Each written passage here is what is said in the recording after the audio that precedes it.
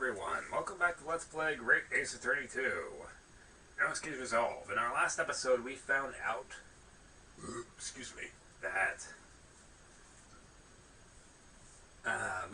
that the four names in the last game were part of an assassination exchange. Yeah. Isn't it early? I mean, look at the time! Ah, quite right, Iris. We must conclude our preparations for tomorrow. They're up to something. Well, I think I shall make my way back to my hotel room now. This has certainly been a night to remember. It is a little bit sad, though. I mean, I like the idea of you being my daddy. Because then Susie would have been my big sister. I'm sorry, Iris.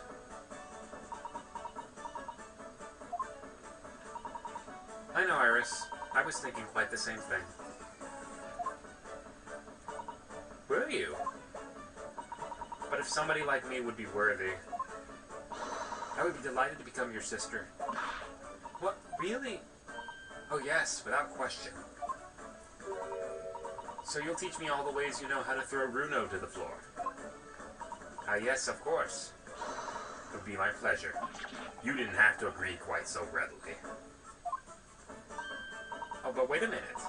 If Susie's going to be my big sister, you could be my big brother if you want her to. Huh?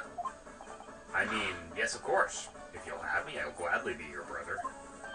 Well done, Iris. You must always be mindful of feelings. I've raised you so well. Ha ha ha ha. Because being sensitive is your strong suit naturally.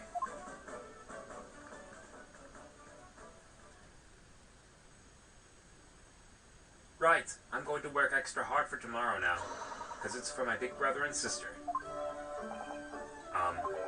What is all this talk about preparing for tomorrow? Preparing what? Hee hee. You'll have to wait and see. Oh. With luck in court tomorrow, I'm expecting a sterling performance. I'll do my very best, of course.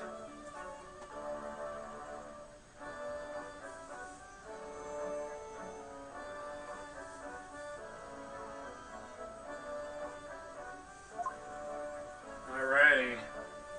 Time for our court date. So the overnight break in the trial's proceedings became a crucial turning point, exposing new truths while posing new conundrums. That list of four names on the telegram in Judge Jigoku's office, and the extraordinary assassination plot in which my best friend had somehow become involved. Hang on. Sorry about that. I felt as if I had been plunged into a greater darkness all of a sudden. But at some same time, I felt sure I would see the light again soon.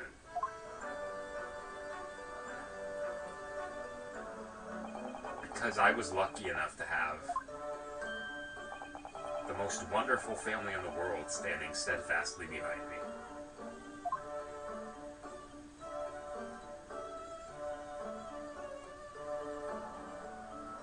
To be continued.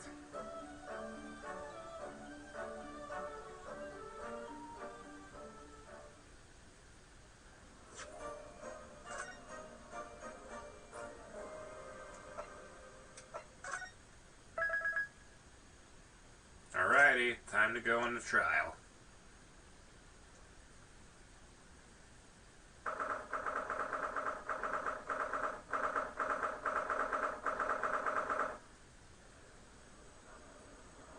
Back to normal. Oof. Before we begin today, I have a brief announcement. As with the closed trial 10 years ago, some astonishing facts have come to light in these proceedings. The revelation that the well-known Reaper is actually an organization illegally executing its own brand of justice. And the discovery that a respected yard inspector was at its heart until he himself perished in an assassination plot. Well, I say to all members of the judiciary here present on this occasion that we will stop at nothing to uncover the whole truth behind these disturbing findings. Counsels, you will undertake this trial with a resolve to pursue the truth to the bitter end. Resolve, yes. That's my intention.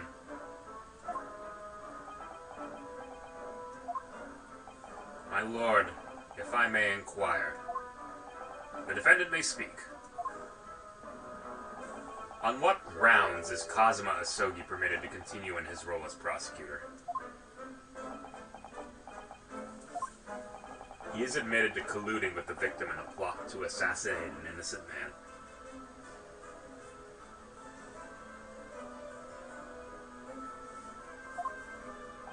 He shouldn't be enjoying the privilege of freedom, let alone be leading the prosecution. I submitted a written petition to Lord Strongheart, requesting that judgment of my transgressions be delayed by 1 day. You did what? In today's proceedings, I intend to expose everything. My whole life, for the last 10 years, has all been leading up to this one day. Kazuma, whatever the outcome of this trial, I give my word that I will accept whatever punishment is deemed appropriate, however severe. And I suggest you prepare yourself for the same, Reaper. Kazuma's bristling with hostility today. I get this distinct impression we're heading into very dangerous territory. Is that really even Kazuma-sama standing before us? As an extreme exception to normal practices, I have granted this prosecutor's request. Yes. The defense finds this acceptable, I presume?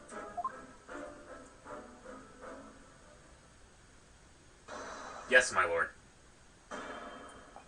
In that case, in the name of Her Majesty the Queen, I hereby declare this court to be in session again. Hang on one moment. Alright, there we go. Just getting my thumbnail for the next few, for these episodes. We resume the closed hearing of Barak von Zeeks. The defense is ready, my lord. The prosecution is more than ready. Very well, then. This preamble has taken long enough. Prosecutor Asogi, begin. Okay, I'm back. Time to begin. As you wish, my lord. The prosecution calls the first witness to the stand. Bring Seshiro Jigoku to the courtroom. At last, then, we've reached the final battle. He's putting literally everything on the line now in order to get to the truth. Ow! Come on, Ryunosuke, it's time for that steely resolve, because this is going to test it to the limit.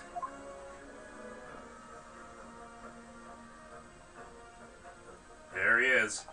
Witness, state your name and occupation for the court. So it was you who issued this, was it? Your subpoena? I did what was necessary.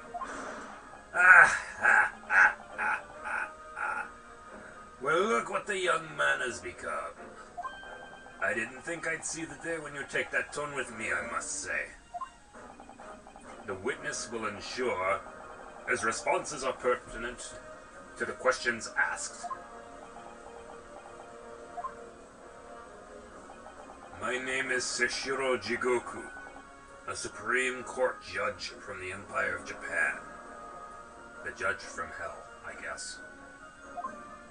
16 years ago, this man came to London as a visiting student. 6 years later, he returned to Japan. As well as presiding over the Supreme Court, he's also currently Japan's Minister of Foreign Affairs. I am, of course, fully aware of Mr. Jigoku and his preeminent roles. Yes. I invited him personally to the International Forensic Science Symposium as a representative of his country. I hear he also played a key role in the conclusion of the Anglo-Japanese Treaty of Friendship and Navigation. Ah, it was a great honor to be involved in the negotiations.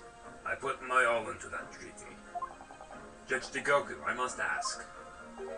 Well, I never fancy the young murdering student turning up here of all places. Ouch, that's harsh. You acquitted me yourself. And now, I'm a practicing defense lawyer. Yes, and full of self-importance like your friend across the courtroom, I see. You came here to London by invitation to the International Forensic Science Symposium. But then, without informing anyone of your plans, you took flight to France. Took flight? I'd have to object to that turn of phrase. Then explain yourself. What exactly were the circumstances? Well, I was somewhat expecting this, and I'm sorry to say, I decline to comment. What? Leaving the country prematurely when I was an invited guest may be questionable etiquette. Damn straight. But my decision is unrelated to the case. I can't be bound to testify. Unrelated, you say? I appreciate that a respected police inspector has been killed, for which I offer my condolences. That's an odd turn of phrase. However, being an alien, I'd obviously never met the man, nor do I know the first thing about him. As such, I'm in no position to testify. It's as simple as that. So you would run from all this? I beg your pardon? This case is more far-reaching than the murder of Inspector Gregson. It has ties to another murder, a case that was tried in Japan almost a year ago now. A year ago in Japan. The murder of Dr. John H. Wilson, you mean? That's right, and you, Judge Jigoku, are at the heart of both cases. The defense has evidence to prove it. Well, Ryunosuke, I see from the look in your eyes that you're resolved to carry this through to the very end, too. Let's see your evidence, then. What proof do you have that Seshiro Jigoku is involved in the case? Hurry fucking are. Evolved. I've been playing Pokemon Legends of Arceus a little too much. Pardon my, yeah. Alright, let's get to it.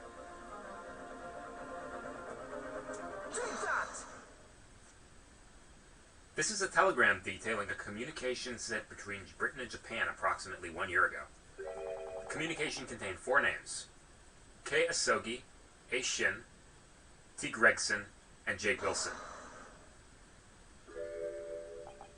You little... Where did you get that? In Tokyo. From your office, Judge Jigoku. What?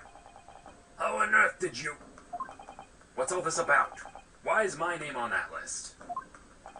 This list of 4 names follows a certain pattern. T. Gregson and J. Wilson are the names of victims. K. Asogi and A. Shin are the names of assassins. No. A year ago in Tokyo, Dr. John H. Wilson's life was taken in a Western-style restaurant in the capital. The culprit was found to be a visiting student who went under the name of Giselle Brett. Her real name was Asa Shin, a professional killer sent on a mission to kill from Great Britain.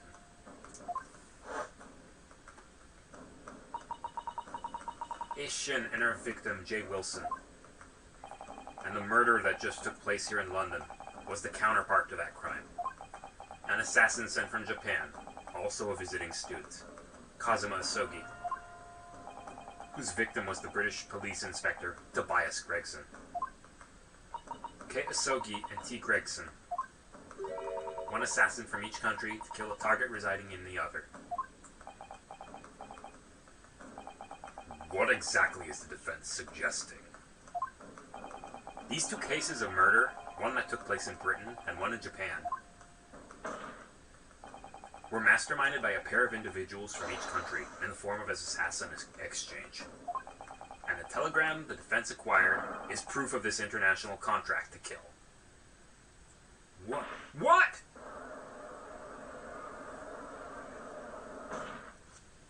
The telegram was found in your office, Judge Jigoku. In other words, the mastermind in Japan was you. Judge Jigoku? What's all this about? And you, Kazuma, you lied. During yesterday's proceedings, you acknowledged that you'd accepted the assassination mission. But the mark wasn't Judge Jigoku at all. It was T. Gregson, Detective Inspector of Scotland Yard, as shown by the name on a killing contract. Very impressive, Ryunosuke. But actually, I didn't lie. The name of the target I was ordered to kill never passed my lips yesterday. The idea that Seshiro Jigoku was the mark came entirely from you. You deliberately avoided saying a name. The defense claims these four names indicate some sort of international assassin exchange. I'm sure I speak for all present when I say that the very idea seems utterly absurd. Well, Mr. Jigoku, what do you have to say for yourself? His silence only goes to prove his guilt. There's another very important point that this new development brings to light. There's now a distinct possibility that the scene of Inspector Gregson's actual murder was in the witness's cabin aboard the SS Grouse. Judge Jigoku, you have to testify now. To refuse would put you in contempt of court. Oh, we got him cornered.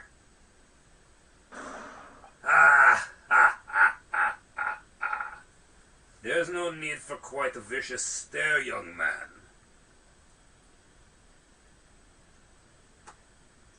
Very well then, as a parting gift to you all, I'll tell you everything I know.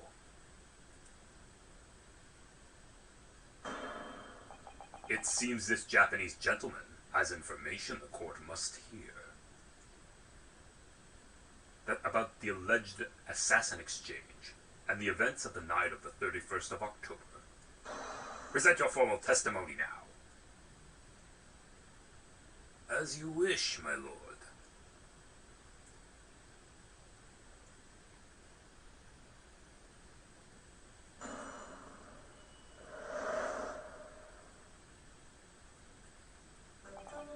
It's true that Kazuma Sogi was assigned the assassination mission 1 year ago now.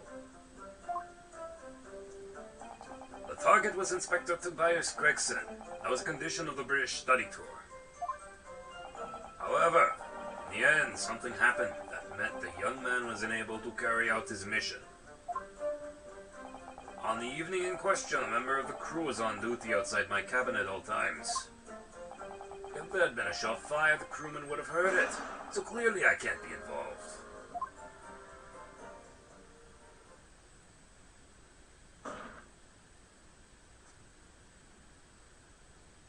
So you admit it then, as this communication suggests.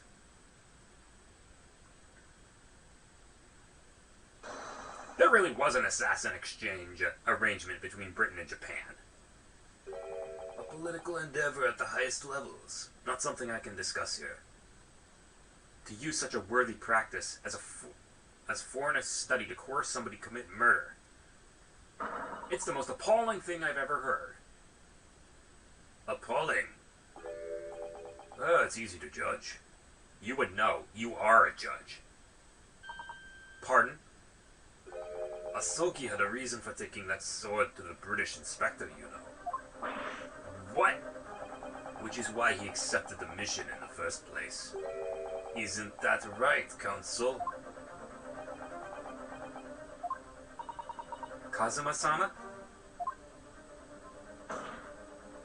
Judge Jigoku, if you are the mastermind behind this operation in Japan, Then tell the court the identity of your counterpart in Britain.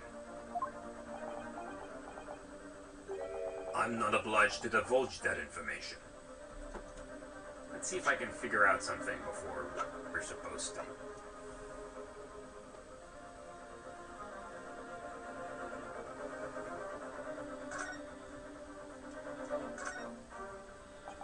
You see these little things all over the place, don't you?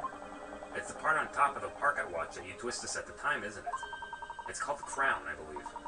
A watch would be quite useless without one. The crown? Like what sits on top of a monarch's head. That's a very grand name for such a tiny part.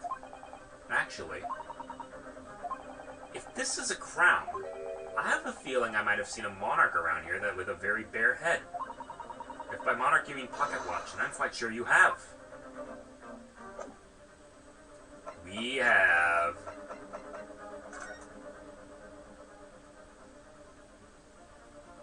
Well, well, well.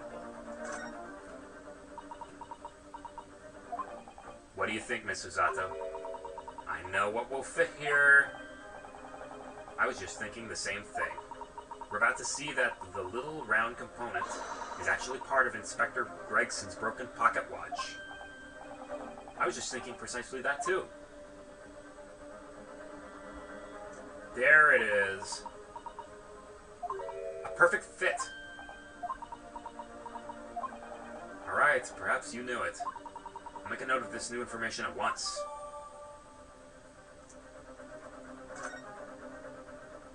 Alrighty, we got that now.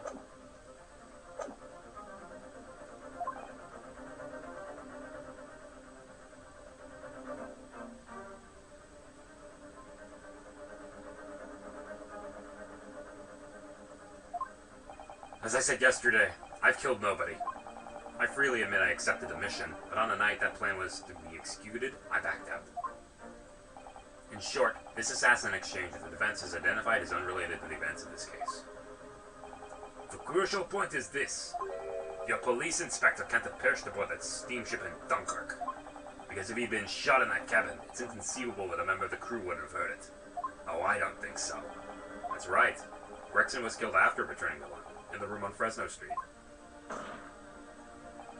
And the perpetrator of the crime was the Reaper, Barack Van Zieks. The prosecution's accusation remains unchanged. To think that a seemingly innocent foreign exchange program was a facade for such Machiavellian dealings. Yeah, stop playing innocent. Clearly it's a plot only a government minister and a high-ranking judge, such as the witness, could hope to execute. Well, I seem to recall it was someone on the British side who controlled everything.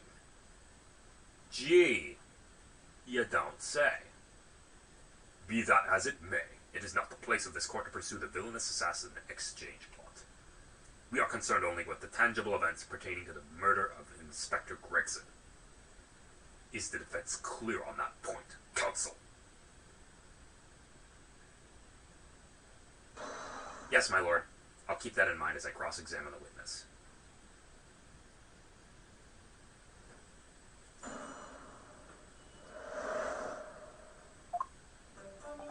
It's true that Kazuma Sogi was assigned the assassination, blah blah blah blah blah.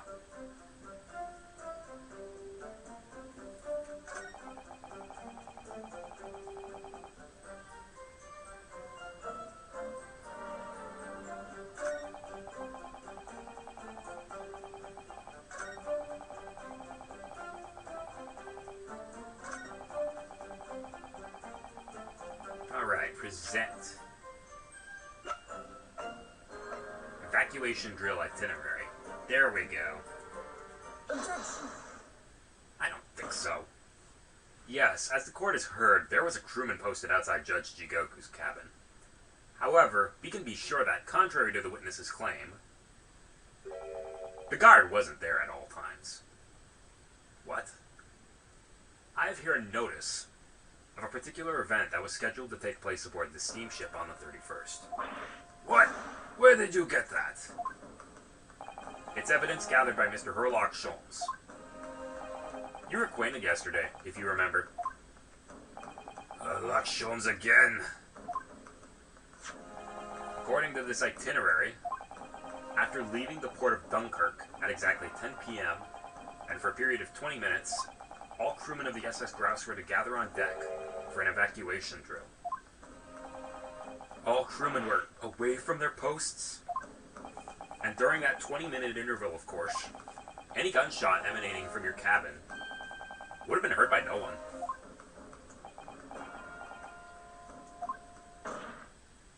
In summary, Judge Jigoku, you had ample opportunity to commit the crime. Objection. A 20-minute window of opportunity? That's an excellent find, Ryunosuke. But amounts to nothing. Why? Because the witness clearly stated in his testimony that no incident occurred in his cabin. Unless you have some decisive evidence that can show his testimony to be false. Your accusation is nothing more than conjecture. Oh, I don't think so. Very true. Well, counsel.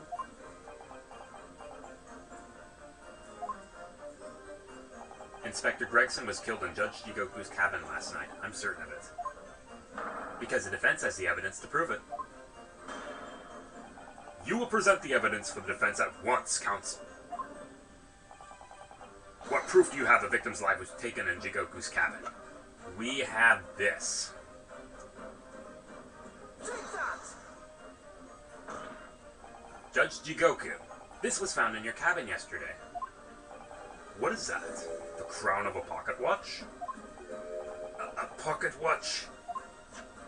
And if you will observe, the victim's pocket watch, which we know he treasured, is missing precisely that part. It can't be. Moreover, this crown is a perfect fit on the spindle protruding from the victim's watch. Now, the fact that this was retrieved from Judge Jigoku's cabin tells us the victim's watch almost certainly broke there.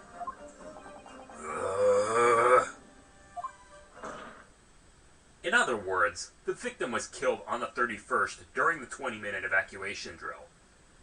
In the cabin occupied by you, Judge Jigoku. Well, your eyes are sharp, aren't you, you young murderer? Objection. Expertly maneuvered, Ryunosuke. And your argument sounds entirely plausible. At first. But rather like this pocket watch, it's full of cracks.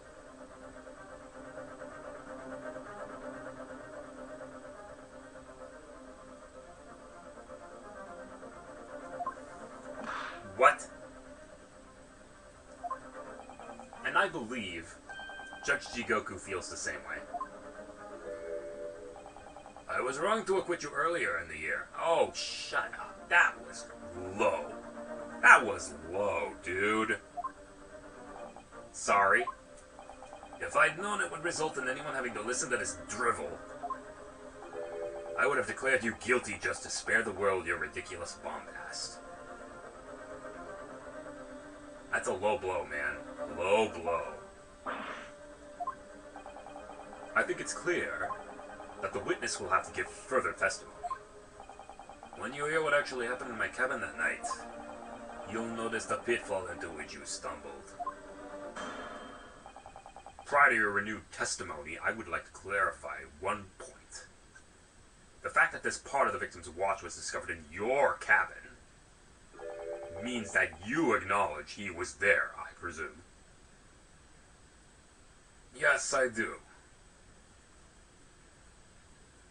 Very well, then. You may proceed to give your formal testimony about what exactly happened in your cabin aboard the ship in the evening of the 31st of October. We'll do that next time.